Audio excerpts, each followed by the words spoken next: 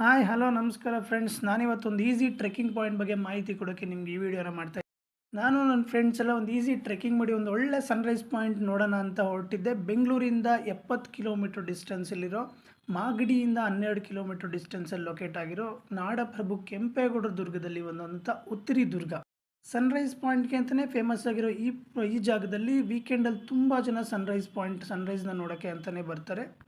ತುಂಬಾ ಈಸಿಯಾಗಿ ಟ್ರೆಕ್ಕಿಂಗ್ ಮಾಡ್ಬೋದು. ತುಂಬ ಕಷ್ಟಪಡೋ ಆಗೋತ್ತಿಲ್ಲ, ತುಂಬ ಎತ್ತರನೂ ಇಲ್ಲ. ಆರಾಮಾಗಿ ಎಲ್ಲರೂ ಕೂಡ ಟ್ರೆಕ್ಕಿಂಗ್ ಮಾಡಿ ಒಂದು ಒಳ್ಳೆ ಸನ್ರೈಸ್ ಪಾಯಿಂಟ್ನ ನೋಡ್ಕೊಂಬರ್ಬೋದು.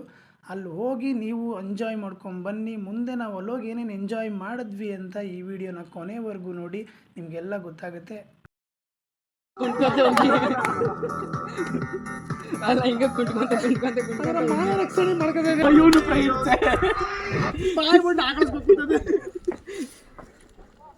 ಸೂರ್ಯನ್ ಬರಲ್ಲ.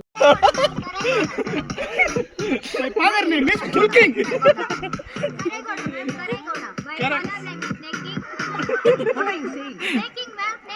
Nagaraja.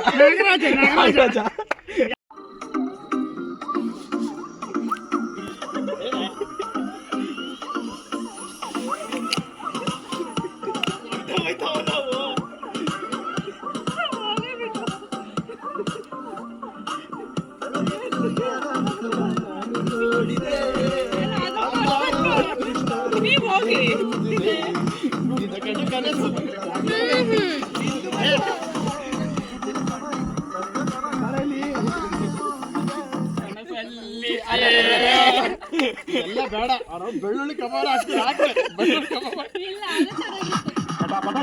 ಅದಕ್ಕೋಸ್ಕರ ತೋರಿಸ್ಕೊಡ್ತಾ ಇದೀನಿ. ಬೆಳ್ಳುಳ್ಳಿ